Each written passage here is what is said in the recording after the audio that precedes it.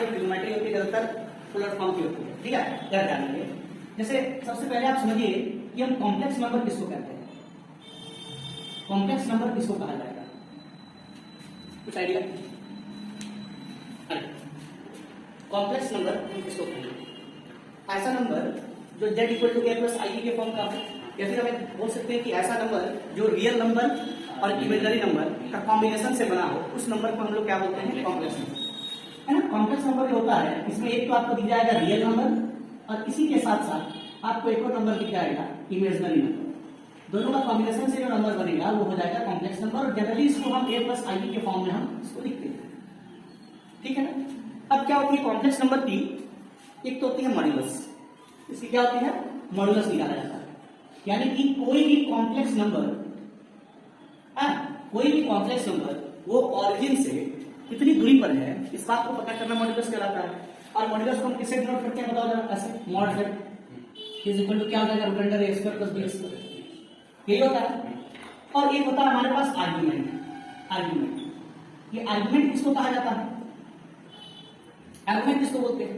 कोई भी complex number है वो एक्स एक्सिस के साथ कितना डिग्री का पॉजिटिव डायरेक्शन में एंगल बना रहा है, उसी को आर्गुमेंट कहा जाता है ना।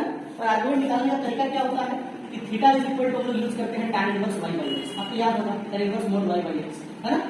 अब ये जो आर्गुमेंट होता है ये क्वाड्रेंट के अकॉर्डिंग अलग अलग होता है, 0, π/2, पाई, ये 3π/2, या फिर ऐसे आप लिखो इसको असल में। ये मान लेते हैं फर्स्ट क्वाड्रेंट, कौन सा क्वाड्रेंट है? फर्स्ट। ये कौन सा है? सेकंड। ये कौन सा है? थर्ड। और ये कौन सा है? तो जो आर्गुमेंट होता है, आर्गुमेंट ऑफ z, आर्गुमेंट जो होता है फर्स्ट में theta is equal to, first में क्या होता है? अल्फा के बराबर का होता है कि नहीं? या फिर आप ऐसे लिख सकते हो theta is equal to alpha, theta is equal to alpha लिख सकते हो आप लोग, है ना। और यहाँ क्या होता है? Theta is equal to pi minus alpha, theta is equal to alpha minus pi, और थीटा इज इक्वल टू होता है माइनस अल्फा। जहां पर वेयर अल्फा इक्वल टू क्या होता है? अल्फा कहां से निकाला जाता है? अल्फा निकाला जाता है tan इनवर्स मोड का y बाई x, ऐसे निकालते हैं। ठीक है ना। और इसके अकॉर्डिंग जो थीटा होता है यही आर्गुमेंट हो जाता है इसके अकॉर्डिंग, है ना। क्योंकि 11वीं क्लास में पढ़े हुए हैं, अब थीटा निकालेंगे तो उसके अकॉर्डिंग जो है हम क्या करेंगे? आर्गुमेंट किस क्वाड्रेंट में है वो सेट कर देंगे हम लोग। ठीक है, बात करते हैं हम यहाँ पर कॉम्प्लेक्स नंबर की। जो कॉम्प्लेक्स नंबर है इसका क्या कहानी है ये समझिएगा। कॉम्प्लेक्स नंबर, कॉम्प्लेक्स नंबर ये कितने फॉर्म्स में हम कॉम्प्लेक्स नंबर को लिख सकते हैं? कॉम्प्लेक्स नंबर को लिखने के जो फॉर्म्स है एक होता है कार्टेशियन फॉर्म, आएंगे इस पर हम, ना जो टेंशन नहीं लेना है, ये पार्ट पर हम आएंगे, ये आर्गुमेंट वगैरह जो है सब सारा हम लोग डिस्कस करेंगे। ठीक है, एक होता है कार्टेशियन फॉर्म और एक होता है हमारे पास पोलर फॉर्म, और एक होता है Euler exponential form. This is the important part, पढ़िए Euler exponential form. Cartesian form के बारे में आप जानते हैं कि z is equal to x plus i y के टाइप का रहेगा, तो ये आपका कार्टेशियन फॉर्म कहलाएगा। पोलर फॉर्म की आपको पता है, पोलर फॉर्म की क्या कहानी की? x के जगह पर क्या पुट किया जाता है? r cos थीटा, और y की जगह पर क्या पुट किया जाता है? r sin थीटा, और r इक्वल टू क्या बन जाता है?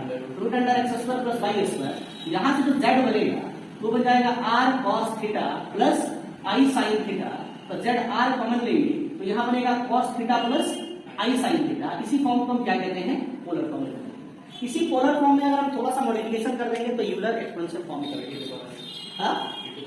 हाँ ठीक है ना, इसी में थोड़ा सा कुछ मॉडिफिकेशन कर देंगे तो ये बन जाएगा यूलर एक्सपोनेंशियल फॉर्म। वो क्या होता है देखो जरा, z is equal to r, ये जो cos theta plus i sin theta है इसको लिखा जाता है e का पावर i थीटा। तो यहाँ पर जो ये फॉर्म निकल के आ रहा है इस फॉर्म को हम बोलते हैं यूलर एक्सपोनेंशियल फॉर्म। तो एक कॉम्प्लेक्स नंबर को हम तीन फॉर्म में रिप्रेजेंट कर सकते हैं। ठीक है, यहाँ से जो सबसे इंपॉर्टेंट है वो भी हमको यूलर एक्सपोनेंशियल फॉर्म, इसी पे यूज हमको करना है। ये कुछ नहीं है, पोलर फॉर्म का थोड़ा सा एक्सटेंडेड फॉर्म है बस। ठीक है, यूलर साहब ने अपना फॉर्म दिया था इसलिए इसका नाम है यूलर एक्सपोनेंशियल फॉर्म, क्योंकि एक्सपोनेंशियल फंक्शन के पावर के फॉर्म का है इसलिए एक्सपोनेंशियल फॉर्म है। ठीक है ना, हम बात करते हैं इस पर। ठीक है, आता है इसको कॉपी करिए, पहले इसको कॉपी करिए। ठीक है, चलिए हम लोग थोड़ा सा यूलर एक्सपोनेंशियल फॉर्म को थोड़ा सा और इलैबोरेट करते हैं। ये हुआ कैसे? यूलर एक्सपोनेंशियल फॉर्म, इसको हम थोड़ा सा और इलैबोरेट करके बताते हैं कि ये आखिर हुआ कैसे। अभी हम आपको बताया कि यूलर एक्सपोनेंशियल फॉर्म आया कहां से? कॉम्प्लेक्स पोलर फॉर्म का स्टैंडर्ड फॉर्म के यूलर एक्सपोनेंशियल फॉर्म बोले थे ना, एक नोटेशन डाल दिए उसमें। तो ये हुआ कैसे पहले ये समझना होगा आपको, रीजन जानेंगे। Since we know that the expansion of e to the power x BSc semester 1 में हम लोग पढ़े हैं e द्वारा एक्सपेंशन, याद है किसी कोई रिसेंटली लोग एग्जाम दिए हैं? बोलो बोलो। नहीं, हम एक्सपेंशन की बात कर रहे हैं ना, डेरिवेटिव की बात नहीं कर रहे। एक्सपेंशन क्या होता है? एक्सपेंशन e द्वारा x 1 very good x plus x square by 2 factor plus x cube by 3 factor plus x4 by 4 factor plus x to power 5 by 5 factor plus dot dot dot dot dot dot x to the power n by n factor plus dot dot dot इस तरह से आगे बढ़ता है। Yes, यही कहानी था इसके अंदर। अगर हम यहां पर putting x is equal to put कर देते हैं i थीटा, x की जगह पर क्या पुट कर दें? i थीटा, तो ये बन जाएगा e to the power i theta is equal to 1 plus i theta plus i theta का whole square divided by 2 factor plus i theta का whole cube by 3 factor plus i theta का whole 4 by 4 factor plus i theta का whole 5 by 5 factor plus dot dot dot इस तरह से आगे बढ़ेगा। ये सब इसको हम वापस लिख पाएंगे e to the power i theta is equal to 1 plus i theta plus i square का वैल्यू है -1, यानी कि हम इसको लिख पाएंगे माइनस का theta square by 2 factor plus यहां बताओ i क्यूब माइनस का i थीटा बनेगा i क्यूब मतलब i स्क्वायर इनटू i, तो माइनस का i theta cube by 3 factor plus i to the power 4 1 यानी कि theta to the power 4 by 4 factor plus इसका बताओ i टू द पावर 5 यानी कि i theta to the power 5 by 5 factor. ठीक है ना? यहां पर देखो गड़बड़ हो रहा है क्या? i स्क्वायर का वैल्यू -1 i स्क्वायर बाय 5, हां गड़बड़ हो रहा है यहां पर। x 1 plus x square by 2 factor x cube by 3 factor x square x cube minus i, यहां पर i टू द पावर 5 भी i square minus 1 i square minus 1 into i theta to the power 5 ना, और i to the power 6 में क्या होगा? तो minus आ जाएगा, minus i theta to the power 6 by 6 factor plus इस तरह से आगे बढ़ेगा। अरे हाँ कि ना, इस तरह से आगे बढ़ेगा। ठीक है, इसमें एक्सपेंशन है उनको कुछ, ठीक है, यहाँ आई नहीं होगा ना, यहाँ आई नहीं होगा, और इस तरह से इस कंटिन्यू होगा। ठीक है, अब यहाँ पर हम इसको लिख पाएंगे e to the power i theta is equal to, इसको हम लिखते हैं 1 minus theta square by 2 factor plus theta to the power 4 by 4 factor minus theta to the power 6 by 6 factor plus dot dot dot dot इस तरह से ये continue रहेगा, ये सब जिसमें आई नहीं है। और इसमें अगर हम आई कॉमन ले लेंगे तो क्या बनेगा? देखो तो थीटा माइनस यहाँ क्या बन जाएगा? Theta cube by 5 factor 3 factor plus theta to the power 5 by 5 factor, फिर माइनस आ जाता है theta to the power 7 by 7 factor. इसी तरह से ये क्या होता कंटिन्यू हो जाएगा। अगर आप गौर से देखें तो ये cos थीटा का एक्सपेंशन है, किसका एक्सपेंशन है? cos थीटा, और प्लस ये i ये किसका एक्सपेंशन है? तो यानी कि e to the power i theta बराबर हम cos theta plus i sin theta लिख सकते हैं। तो हमारा जो पोलर फॉर्म था, सिंस पोलर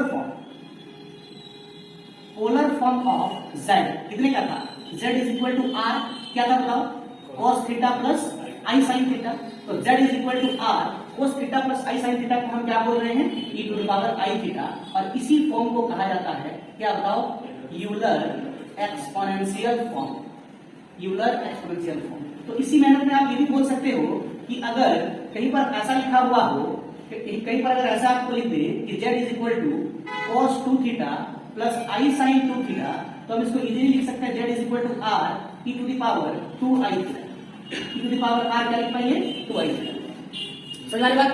कहीं पर अगर मान लेते हैं, कहीं पर z इज इक्वल टू ऐसा लिख दे cos 5 by 2 theta plus i sin 5 by 2 theta, तो इसको सीधा सीधा लिख पाएंगे z इज इक्वल टू क्या हो जाएगा? बताओ, z is equal to r बाहर में रहेगा ना, r है ना, यहाँ r रहेगा, तो इसको हम लोग लिख पाएंगे r e to the power i 5 theta by, जो भी एंगल है वो i के साथ मल्टीप्लाई हो जाएगा i e थीटा के साथ। समझ आएगा? तो इसी फॉर्म को हम बोलते हैं यूलर एक्सपोनेंशियल फॉर्म। अब आपके मन में सवाल आएगा कि सर हम इसको करा क्यों रहे हैं? तो इस फॉर्म की हेल्प से हम जो है एक नया थ्योरम पढ़ेंगे, that is called De Moivre theorem, जो आपके सिलेबस की पार्ट है। ठीक है ना? तो वो डिस्कस करने वाले हैं। आप जो इसको कॉपी करिए फिर। चलिए आगे देखते हैं। ये क्वेश्चन लिखे तो एग्जांपल करते हैं लोग, लिखेंगे question, find the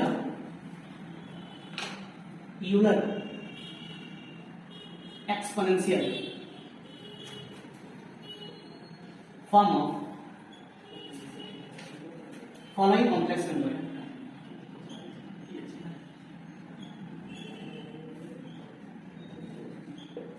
find the Euler exponential form of following complex number. ठीक है, क्वेश्चन है z इज इक्वल टू -2 प्लस 2√3a, ये -2 प्लस 2√3a।